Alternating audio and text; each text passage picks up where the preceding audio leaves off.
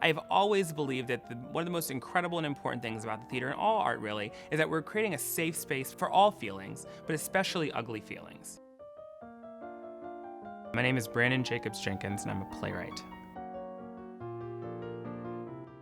I think we can't deny that we are human beings who feel fear, who feel disgust, and I think that the theater is supposed to be the space to rehearse those feelings, feel yourself feeling those feelings, and then make peace with them and understand what they're about. I have always been very bookish. I've always read a lot. I've always loved to write, but also I grew up in a community where theater was a very present thing socially. In college, I guess I realized that those two things might actually go together.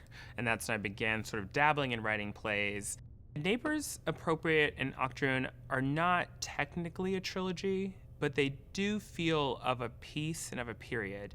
And they're mostly linked in that it was me sort of investigating a historic relationship between American theatrical forms and like the question of blackness in society. They likes it when we be like that. In my play Neighbors, I decided I wanted to write sort of a play that encapsulated the history of blackness in the theater. So I began at the farthest pole, which was Blackface Minstrelsy, which is really the first appearance of blackness in the American theater as we recognize it was white men in blackface pretending to be black.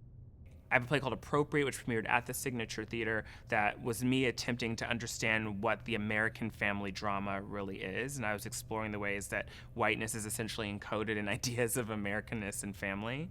I have a play called Octoroon, which was an adaptation, or radical adaptation, of a melodrama from 1859, like an actual melodrama set on a slave plantation. What's amazing about melodrama is it's the science of theater, whereas like a bunch of French guys, they basically mapped out how to make an audience feel the same thing over time. I would say that all of my work is sort of fed by a question. It's fed by a need to like understand the world and why the world is what it is and why I feel the way I feel in the world. And I think that I really believe in the power of this form. You want to incite connections. You want people to leave the theater looking at life differently, but at the most elemental level, all I want is for people to leave with something to mull over, and leave with the bravery to actually try to connect, try to understand, to see each other in each other.